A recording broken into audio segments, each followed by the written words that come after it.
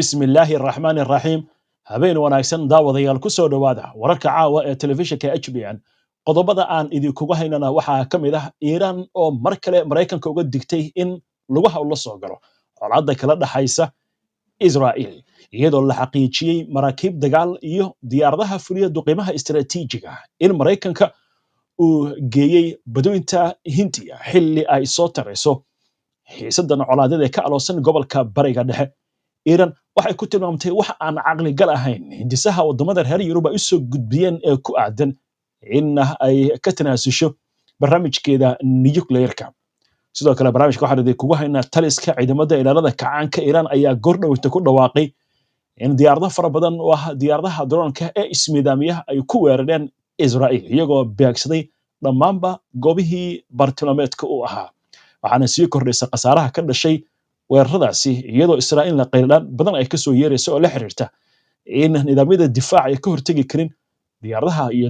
gantaalada Iran ay soo ridayso macluumaadkii ugu dambeeyay iyo wararkaasi waynu eegi doonaa dhanka Gaza xogaga iska cabinta ee Falastiiniyiinta ayaa ka warbixiyay howlgalo ka dhan ah militariga Israa'iil oo ay fuliyeen saacadihii la soo dhaafay dhammaan wararkan iyo qodobo kale iyo wixii warah ee soo kordhay inta hawada ku jirna iyo falaqayntii ayaan idinkugu haynaa barnaamijka wararka caawa soo gudbinta barnaamijkan waxaa gacan ka geysatay shirkadda xawaaladda ee Safari Remit oo ah shirkad xawaaladeed oo fadhigeedu yahay dalka UK si aad u hesho faahfaahin dheeraad ah una adeegsato adeegga Safari Remit booqo website-ka shirkadda www.safariremit.com المركز الفرقان waxaad ugu imaanaysaa barashada iyo xifdinta quraanka kariimka oo hab online ah aad ku dhiganaysid isla markaana ay diyaar kuugu yihiin macallimiin ku xeel dheer xifdisiinta ilmaha ee quraanka kariimka waa adiga oo gurigaaga jooga ilmaha iyo adiguba ku barta quraanka kariimka habka casriga ah ee online-ka waa fursad qaali ah oo marle araga oo gurigaaga kuugu timid fadlan ubadkaaga u door macallin wanaagsan oo takhasuskiisu yahay quraanka kariimka iyo barashada shariicada islaamka sidoo kale waxaad ka helaysaa barashada axaadiista tafsiirka luqadda carabiga iyo ducooyinka almarkas alfurqaan kala xiriir telefoonada shaashada kaaga muuqda maxamed maxmud cadi oo wararkan la socda ishana ku haya ayaa qadka ku jira maxamed aan ku bilowno Iran hanjabadan ka soo yeeraysa oo aad moodo in saacad Mareykanka ay ugu digayso wasiirka arrimaha dibadda ee wadanka Iran Abbas Araghchi ayaa digniin u jeediyay wadanka Mareykanka haddii uu ku soo biiro dagaalka Israa'iil ee ka dhanka ah wadanka Iran waxay noqonaysaa arrin ayaan darro ah oo khatar ku ah cid walba sidoo hadal ku dhigay Araghchi ayaa sheegay mar uu saxaafadda kula hadlayay kulanka 51 ee golaha wasiirada arrimaha dibadda ay ku leeyihiin ururka iskaashiga dalalka islaamka ah ee ka socda magaalada Istanbul dalka Turkiga waxa uu sheegay diblomaasiyadda ayaa hore u guuleysatay Araghchi wayna guuleysan doontaa mustaqbalka hase ahaatee dagaalka ayaa waxa waajib ah in la joojiyo laguna noqdo jidka diblomaasiyadda wasiirka arrimaha dibadda ee wadanka Iran ayaa ku nuuxnuuxsaday in Iran diyaar u tahay in xal wada xaajooda la galo sidii kii la galay 2015 hase ahaatee Israa'iil ayaa diblomaasiyadaasi ka soo horjeestay Araghchi ayaa sidoo kale ku eedeynaya Mareykanka in ay diblomaasiyadda xagaldaaciyeen iyagoo u isticmaalayay kaar wada xaajoodka ay ku qariyaan weerarka Israa'iil ee ka dhanka wadankiisa wuxuuna ku nuuxnuuxsaday inay Iran marnaba ka tanaasuli doonin kana noqon doonin iskana dayn doonin barnaamijka taageerinta nuclear-keeda wax kastoo dhaca waa gartay waaya intaanan Iran ka bixin maxamed madaxdii Israa'iiliinta waxa la arkayay iyagoo aan soo bixin oo dhufaysyo dhulka hoostiisa ku jira inta badan sida la sheegayo laakiin si dhifa loo arkayo laakiin Iiraaniyiinta madaxdeeda gaar ahaan madaxweyne Pezeshkian magaalada ayuu dhex marayaa waxaana maanta la sheegay inuu booqday mid ka mid ah xarumihii la duqeeyay halkaas maxaa ka soo baxay madaxweynaha wadanka Iran Saud Pezeshkian ayaa u muuqda in uu kormeer ku soo marayay goobihii la duqeeyay qayb ka mid ah raadiyaha iyo telefishinka oo lala beegsaday diyaarad drone kadib markii ciidamada Israa'iil ay kaashadeen canaasiir wadanka gudihiisa ay hore ugu dhex tallaasheen oo u adeegaya iyaga. waxa uuna sheegay madaxweynaha wadanka Iiraan in codka runta aana marnaba la aamusin kari doonin. waa gartay waayahay colaadan waxaa si gaar ah isha loogu hayaa madaxweynaha Mareykanka Donald Trump go'aanka uu qaadan doono, laakiin ifafaalayaal baa muuqda ayaa la leeyahay la xiriira maraakiib dagaal iyo diyaaradaha duqeymaha istiraatiijiga fuliya oo la leeyahay Mareykanka qaarkood ka soo baxeen, kuwa kalena waxaa lagu arkay saldhigyo Mareykanku uu ku leeyahay badaha caalamiga. maxaa laga ogayaa arrimahaas? iyadoo xiisada ka socota bariga dhexe ay kor u sii kacayso, dagaalka Iiraan iyo Israa'iilna uu sii xoogeysanayo, ayaa caalamka oo dhan waxa uu ku dhir sugayaa waxa uu yeelo madaxweynaha Mareykanka Donald Trump iyo go'aanka uu colaadan uga qayb gali doono. waxaana suuragal ah leeyahay in uu weerar ku qaado goobaha nukliyeerka Iiraan. qaabka lagula socdo diyaaradaha hawada maraya iyo xagga isgaarsiinta codka ayaa muujinaya in dhaqdhaqaaq lagu arkay diyaaradaha aanan raadarada qaban karin ee B2 la yiraahdo ee istiraatiijiga ee Mareykanka, oo ah diyaaradda kaliya ee qaadi karaysa bamka noociisa la yiraahdo GBU 57. in macluumaadka la arkay lagu arkay 6 ka mid ah in ay ka soo kacimeen garoonka ciidamada cirka ee Whitman la yiraahdo ee ku yaala gobolka Missouri ee dalka Mareykanka, waxayna ku sii jeedaan saldhigga militariga ee Mareykanku ku leeyahay Guam ee badda Pacific, sida laga soo xiganayo warbaahinta Mareykanka. lama oga xaqiiqada la xiriirta waxa ay samayn doonaan, laakiin waxaa lagu xiriirinayaa in diyaaradahaasi ay qaadi karaan bambooyin waaweyn oo lagu magacaabo hooyada bambooyinka, sida ay wakaaladaha wararka reer galbeedka qaar soo xiganayaan. waa gartay waayahay xagga Iiraan mar kale aan dib ugu laabano. wadahadaladii u dhaxeeyay madaxda Iiraan iyo reer galbeedka, wasiirada arrimaha dibadda ayaan ula jeedaa. Iiraan waxay leedahay wax aan macquul ahayn baa miiska la soo saaray oo dalalka reer galbeedka noo soo gudbiyeen. halkaa maxaa laga sheegay Maxamed? wadaxaajoodiyadii iyo hindisihii ay reer galbeedka soo gudbiyeen ee loo soo gudbiyey wadanka Iiraan ee la xiriira barnaamijka nukliyeerka ee Iiraan markii kulanka lagu yeeshay Geneva 49 ka hor, ayaa lagu sheegay inuu yahay mid maangad ah oo aan caqliga geli karaynin. waxayna ku adkeysanayaan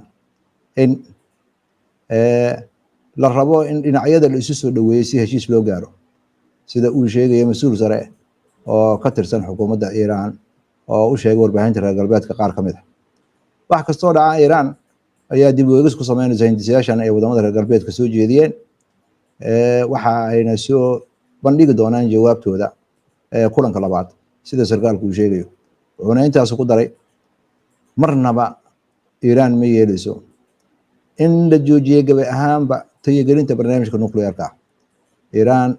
mana ka xaajoonayso barnaamijkeeda nukliyeerka iyo tayagelintiisa iyo awoodeeda difaaca oo laga wada gantaalada, oo ay ku jiraan barnaamijka gantaalada wax kasta oo la sheego. waxaana muuqata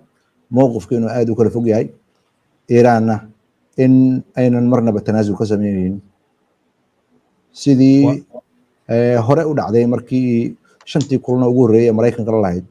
mowqifkii ay taagneed ayay taagan tahay ama mid ka sii fog. waa gartay dhinaca kale waxaa leeyahay Israa'iil weerar culus bay ku qaaday magaalooyin kala duwan oo ku yaala wadanka Iiraan gudihiisa. qaraxyo la maqlay. maxay warbaahinta Iiraan arrimahaas ka sheegtay? warbaahinta maxalliga ee wadanka Iiraan ayaa ku waramaysa qaraxyo in laga maqlay magaalada Ahvaz iyo dekedda Mashhad ee ku yaala gobolka Khuzestan ee koonfurta galbeed ee wadanka Iiraan. wakaaladda wararka ee Faris ayaa waxa ay sheegaysaa in nidaamka difaaca cirka ee goboladaasi la howlgeliyey. waxayna arrintan kusoo boogmaysaa in yar kadib markii ciidanka Israa'iil ay sheegeen in ay weerarayaan kaabayaal military oo ku yaala koonfurta galbeed ee wadanka Iiraan. waa gartay isla Iran intana ka bixin waxa la leeyahay waxa la xiray nin u dhashay wadanka Jarmalka oo lagu eedeynayo in uu basaas ahaa oo baaskiil ku marayay wadanka Iran gudihiisa maxaa laga sheegay arrinta ninkaas la xiriirtay Maxamed Iran ayaa markii ugu horeysay hoosta ka xariiqaysa inay xabsiga u taxaabtay nin Jarmal ah oo dadka mushkilaadiyada adduunka ku maraa waxaana la sheegay in ninkaasi sida wakaaladda wararka ee ku dhow ciidamada ilaalada kacaanka sawir ay soo saareen oo video ah lagu arkay Marek Hofmann oo lagu tilmaamay inuu yahay nin dhalasho Israa'iil iyo dhalasho kala haysta oo dalxiisa ah wuxuuna aqbalay inuu sawir ka qaadayay xarun military wuuna ogsoonaa xaruntaas military in sawir laga qaadayna mamnuuc tahay videoga ayaa waxaa laga daawaday isagoo leh wanaqabataynta Mareykanka uu soo rogay ayaa waxa ay ku qasabtay Iran in ay ka keento dadkani oo ay qirtaan waxa ay geysteen waxaana Hofmann uu ku andacoonayaa inuu xiriir la leeyahay taliyaashiisa Yahuudda iyo kuwa Mareykanka oo amar ku siinaya meeshuu aadayo iyo shaqadu qabanayo waa gartay waa arrin la yaabkeeda leh xagga qasam Maxamed waxaad moodaa dagaalka socda xoogag iska cabinta Falastiiniyiinta maalmihii ugu dambeeyay inay dardar geliyeen barnaamij bayna caawa ka sameynay faallo oo qoray nin u dhashay Israa'iil oo la yaab leh oo ku sheegayo dagaalka in Israa'iil saddex asbaabood ay ku jabtay marayka Gaza barnaamijkaas caawa ayuu soo geli doonaa daawadayaal laakiin xoogag iska cabinta Falastiiniyiinta inkastoo xagga Iran iyo Israa'iil loo jeedo hawlgalo culus bay wadaan maxaa ugu dambeeyay Israa'iil Qudus ayaa sheegaysa in dagaalyahanedeeda ay burburiyeen cagaf ay leeyihiin militariga Israa'iil oo D9 la yiraahdo waxayna la dhaceen ubka munaasabka asagoo marayay meel ku dhow Sanaati oo ku taala bariga Khan Yunis waa gartay war kaloo marayka qasal la xiriira ayaa ka soo yeeray qaar ka mid ah wadamada Yurub maxaa warkaas muxuu ku aadan yahay Maxamed wargeyska la yiraahdo The Guardian ayaa soo xiganaya nuqul qabyo ah oo ururka midowga Yurub uu soo saaray oo looga hadlayo calaamado tilmaamaya in Israa'iil ay xadgudub ku sameynayso mas'uuliyaddii ka saarneyd arrimaha xuquuqda aadanaha ee dadka Falastiiniyiinta ah maadaama ay saxiixday heshiisyada caalamiga ah ee xuquuqda aadanaha dhaqankeeda marinka Gaza iyo daanta galbeed ayaa aad looga hadlay waxaana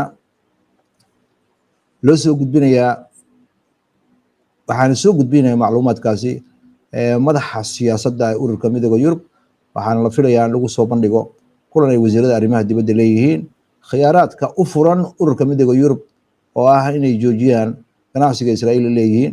sida lagu sheegay nuqulkaas qabyada ah ee wargeyskaasi The Guardian uu arkay waa tahay Maxamed waa mahadsan tahay daawadayaashana mar kale ayaan soo dhaweynaynaa waxaan u gudbaynaa falanqaynta wararka iyo wixii waraha degdeg ah ee soo kordha laakiin daawadayaal aynu ku hakanno qadar xayeysiina xarunta caafimaadka ee Private Walk in Clinic waxay bulshada Soomaaliyeed ugu bishaaraynaysaa inay qiimo dhimis weyn ku samaysay adeegga ultrasound scanka iyadoo qiimihiisa laga dhigay 150 pound oo kaliya halkii uu ka ahaa markii hore 240 pound waxaa sidoo kale xarunta ka howlgala Dr. Akan Efe oo ah dhakhtar rugcadaa ah kana soo shaqaynayay howlaha caafimaadka muddo ka badan 30 sano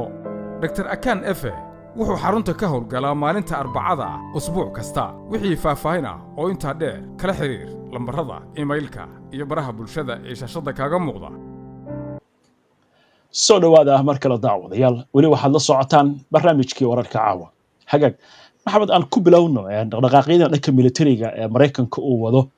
wararka qaarkood waxay sheegayaan in Netanyahu Trump uusan ilaa hadda go'aansan inuu qaato talada iyo hadalada ka soo yeeraya Netanyahu ee dagaalkan degdeg in loogu baahan yahay in lagu galo Israa'iil waxay leedahay dagaalkan inta inuu gaarayo ma aynu moodeen xaaladuna way ku sii adkaanaysaa inkastoo duqeymo culus ayay qudheeda ay wadaan dhaqdhaqaaqyadan ma loo fasiran karaa suurtagalba inay tahay 2 toddobaad iyadoo la gaarin dagaalka Mareykanka inuu galo mise waa maaweelinaya Israa'iiliyiinta qoraan Maraykana oo aan barnaamij gaar ah ka sameynay oo idaacadeena hore ku baxay oo Sam Hesh la yiraahdo ayaa waxa uu qabaa macluumaadka uu soo ururiyay inay tilmaamayaan in Maraykanku oo 48 saac soo socota in uu dagaal qaado kana Iran inta marka la yiraahdo waxaan ayadana meesha ka maqnayn oo Iiraaniyiintu oo ugu horeeyo hogaamiyaha ruuxiga waxa uu yiri dagaalkan Israa'iil ayadaa bilowday laakiin anaga soo afjarayna waxa ayadana ana meesha ka maqnayn oo ay hawsheeda socotaa waan ogeyn in salaaxiyaadkii uu lahaa hogaamiyaha ruuxiga maadaama loo hanjabay oo waa la khaarijinayaa uu yahay nin waayeela oo ku wareejiyay golaha amniga qaranka ciidamada ilaalada kacaanka hadda waxaa soo baxaya warar tilmaamaya in 3 musharax oo isku xigxiga la magacaabi doono in case ama dii xaaladda caafimaad ama duqeyn haday ku dhacdo hogaamiyaha ruuxiga in aan firaaq hogaamineed iman inta marka la yiraahdo arunta weeye Maraykanka inuu hanjabaad jeedinayo agabkiisa militariga soo urursanayo laakiin Iran dhankeeda hore ayay u sheegtay khiyaaraadka dhan miiska ayuu saaran yahay digniin ayay u jeedisay dhowr goor Maraykanka waxaana hadda soo baxaya oo khabiirada qaar wadamada reer galbeedka ayaan aad ula soconaa khabiiradooda wararka ay sheegayaan waxa leeyahay Maraykanka hadduu dagaalkan galo ma noqon doono dagaal sahlan waxa leeyahay dagaal nuclear ka sokeeya Maraykanka hadduu galo Iran qaabkay u dagaalamayso iyo hubkay ku dagaalamayso wax Maraykanka uu aqoon u leeyahay maaha diyaaradaha droniska ugu casrisan caalamka iyo gantaalo guuxooda ka dheereeya oo labadaba lagu sheegay inay yihiin kuwa adduunka ugu casrisan in ay kaashan doonto iyo hub kale oo ayna sheegin waxa uu yahay oo Iiraaniyiintu u qarsan dagaalkan waxa loo badinayaa sida khabiirada dhan hadal ku dhigayaan in Maraykanku uu soo xigxaytay agabkiisa soo urursanayo maraakibtii dagaalka ee diyaaradaha qaadi jiray ha noqoto diyaaradii waaweynaa istiraatiijiga ha noqdo wax duqeynayay ha noqoto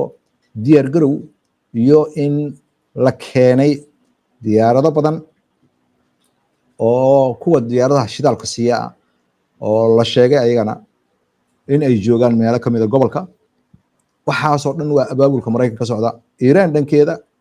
waxaad moodaa inay degan tahay falcelintii ay ka bixisay weerarka Israa'iil ay ku soo qaaday inuu yahay mid marka dambe soo xoogeysanaya waxyaabaha la yaabin ayaa waxa kamid ah xogta ay Iran haysato iyo hadafyada ay tiigsanayso sida u sugan yihiin waa gartay arrimo kale oo muhiim ayaa jirta oo khibradu ay ka hadlayso waxa la leeyahay Israa'iil inkastoo teknolojiyadda Maraykanka ay isticmaalayso ku horeyso laakiin gacanta sare waxa leh Iran baa leh gaar ahaan qabiirkan lagu magacaabo Mohamed Salom muxuu ula jeedaa arrinkaas hadii aan sharaxno Maxamed muddo dheer ayaa Maraykanka iyo Israa'iil waxay ku naaloonayeen diyaaradaha dagaalka in xagga hawada sare wax laga duqeeyo waa la soconaa hadda hawada wadanka Iran inay adag tahay in la galo marka laga gudbo in diyaarada dronisa gudaha wadanka dhexdiisa lagu isku xiray iyo canaasir u shaqeynaya reer galbeedka gaar ahaan Israa'iil inay ka howlgalayaan laakiin ilaha wararka ay ka soo baxayaan oo ay Iran ku jirto waxa la isku raacay diyaaradaha dagaalka ee Israa'iil marnaba inayna gelin hawada sare ee wadanka Iran inta marka la yiraahdo ayaa leeyahay Israa'iil iyo Maraykanka waxay la tahay teknolojiyada xagga cirka inay yihiin kuwa adduunka ugu horeeya aan yiraahdee adduunka ugu horeeya saate Iran ayaa gacanta sare leh hadii dagaalkan uu dheeraado ayuu leeyahay ninkan khabiirka ah halka Israa'iil teknolojiyadeeda xagga cirka ee diyaaradaha isku ilaalinayso dagaalkan isku haleynayso diyaaradahan Iranna waxa ay leedahay awood aad u ballaaran sidoo hadal ku dhigayo Mohamed Salom oo ah macallin wax ka dhiga maxad ku yaala wadanka Qatar arrimaha siyaasadda caalamkana la fagura Israa'iil ayaa mar horeba sheegatay inay la wareegtay buu yiri hawada sare ee wadanka Iran ilaa inta colaadan ay bilaabatay asaate Iran ayaa 70 goor waxay ka dhul weyn tahay Israa'iil wuxuuna leeyahay Iiraaniyiintu waa u dul qaadan karaan duqeyn nooc kasta ay noqoto hase ahaatee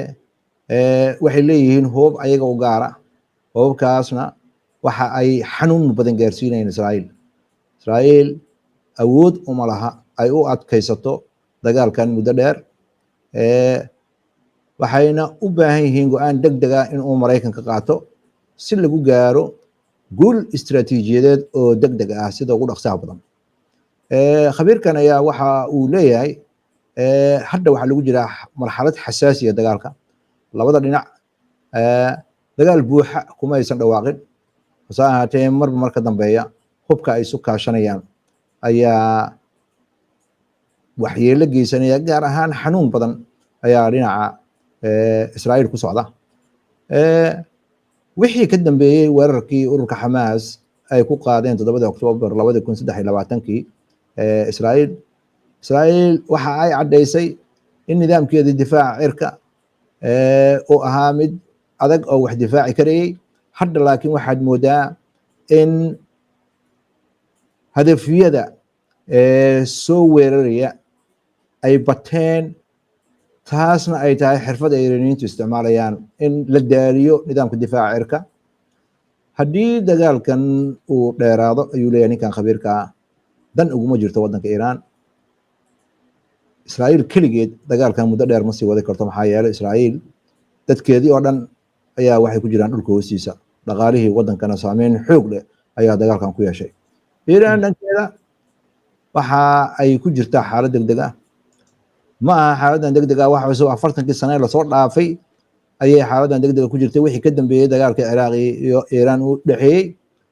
waxa ayna leedahay maleeshiyaad fara badan oo gacan saar leh oo ku nool wadamo ka baxsan waddanka Iiraan cunaqabatayn fara badan ayaa reer galbeed ku hayeen waxaas oo dhan ayay ka soo kabatay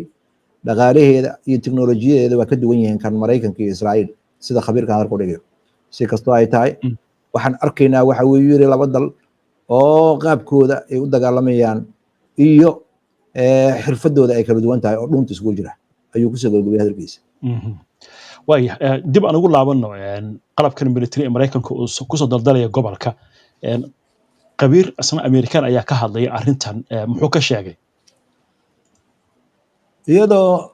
Maraykanka uu wada dhaqdhaqaaq ka socda gobolka bariga dhexe dagaalkana oo laga yaabo inay dardar geliso ayaa Matthew Wallen oo la yiraahdo oo mashruuca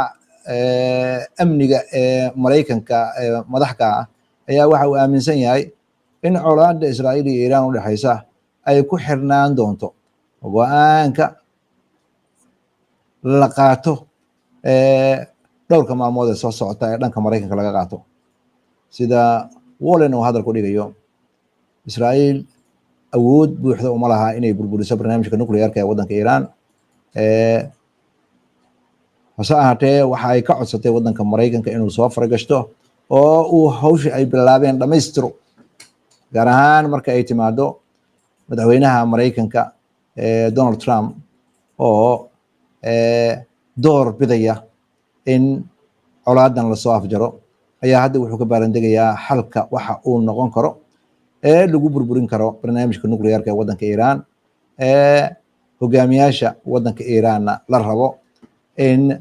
la maquuniyo waa sida hadalku u dhigay siyaasad ahaan goobta la yiraahdo Fardow Iiraan lagu tayigeliyo nuclearka ayaa waxay tahay caqabada ugu weyn ee Israa'iil haysata agab ku filan oo awood u leh oo ay buurahaas ku jajabin karto ama ay warshadaasi ku jajabin karto malaha halka dowladda Maraykanka ay leedahay bamka la yiraahdo bamka hooyooyinka GPU 57 iyo diyaaradaha istiraatiijiga ah ee aan raadarado arkin ayaa awood u leh inay hawshaasi fuliyaan go'aanka ugu dambeeya ayaa waxa uu ku jiraa gacanta madaxweynaha Maraykanka Donald Trump keligii ayaana go'aankaas qaadan doona waayahay waxaad war degdeg ah ayaa hadda soo dhacay oo aad runtii xaaladan wax uga bedeli kara afyana u hadlay xuutiyiinta Yemen ayaa waxa uu ku dhawaaqay haddii dagaalka Maraykanka uu soo galo in ay bilaabi doonaan danaha Maraykanka iyo maraakiibtiisa inay duqeeyaan warkan waa war degdeg ah hadda soo dhacay intaynu barnaamijka ku jirnay daqiiqada gudahood ayuu soo dhacay arrintan Maxamed maxay uga macno tahay dagaalka maraakiibta Maraykanka isa soo urursanaya ay ku jiraan kuwa diyaaradaha qaada ayaa waxa ay isku soo urursanayaan deegaano ku yaala badweynta Hindiya oo aan annaga wax badan naga fogeyn waxaadna moodaa in abaabul u socdo waxaa kaloo aydan aanan meesha ka maqnayn xuutiyiinta intii ay ku jireen dagaalka ka dhanka ah Israa'iil iyo intay u diidanayeen Israa'iil inay badda marto waxa ay helayeen macluumaad la xiriira maraakiibta deegaankaasi ku sugan waxaad moodaa inay dhaqdhaqaaqa iyo la socdaan hanjabaadana waxay kusoo beegmaysaa inay ka baxayaan is-afgaradkii ay Maraykanka isla galeen waxaana muuqata inay noqoto dhinacii ugu horreeyay oo si cad u sheega inuu dagaal kusoo biirayo hadduu Maraykanka dagaal ku biiro xuutiyiintu hore ayay u muujiyeen inay yihiin xoog aan la sahlan karinin dhowr markab oo kuwa qaada diyaaradaha qaada oo Maraykanku leeyahay ayay cawareen oo ay gobolka ka ceyriyeen Maraykanka ugu dambeyntii waxay ku qasbeen in uu heshiis qaato hadda oo uu soo birtumanayo Maraykanka sano soo urursanayo dhaqdhaqaaq ayay arkaan mowqifkooda waa cad yahay waxaa laga yaabaa sidii laga digayay inay muuqato in uu dagaalka bilaabanayo oo ballaaranayo farsamo ahaana xirfadda uu Maraykanka isticmaalayo iyo diyaaradahan dagaalka diyaaradahan maraakiibta qaada iyo diyaaradahan ka kacaya diyaaradaha maraakiibta ka kacaya iyo diyaaradahan waaweyn bambooyinka qaada oo lagu sheegayo in aanan raadarada arki karaynin kulligood waxaa lagu sheegay inay yihiin tiknoolajiyada hore meeshan waxaa laga hadlayaa gantaallo guuxooda ka dheereeya doomo guuxooda ka dheereeya oo sita gantaalada guuxooda ka dheereeya qaar ka mid a oo maraakiibta ka dhana maraakiib yaryar oo ciidas ka badan oo isqarxiya gujis yaryar oo ciidas ka badan oo isqarxinaya waxaa laga hadlayaa tiknoolajiyada qarniga 21aad iyo dagaal una Maraykanka weligiis arag haddii Maraykanku dagaalkan bilaabo khabiirro badan ayaa isha waxay ku hayaan in labada tiknoolajiyadood ee labada dhinac ay kaashanayaan iyo xirfadaha inay aad u kala duwanaan doonto markii la arkay xuutiyiintu waxa ay maareeyeen waxaa la saadaalinayaa Iiraan inay maareyn karto kun goor wax ka badan waxa ay xuutiyiintu maareeyeen waayahay maxamed aad baad u mahadsan tahay daawadayaashuna way mahadsan yihiin inta ayaan kusoo gabagabaynaynaa caawa barnaamijka daawada waad ku mahadsan tahay daawashada barnaamijka si aad ula socoto wararkan iyo barnaamijyada iyo macluumaadka aynu soo gudbino haddii aad ka cusub tahay baraheena bulshada amaba horay aadan ugu xirnayn hadda ku soo biir aynu barnaamijka xiga insha Allah inta ka horeysa nabadgeli internet plus waa adeeg ay macaamiishu ka heli karaan internet fiber ah oo xawaarihiisu yahay 20 megabytes per second ayna la socdaan rasiifar ay ku jiraan in ka badan 4,000 oo kanaal iyo boqolaal daqiiqado oo ah ku hadal bilaash ah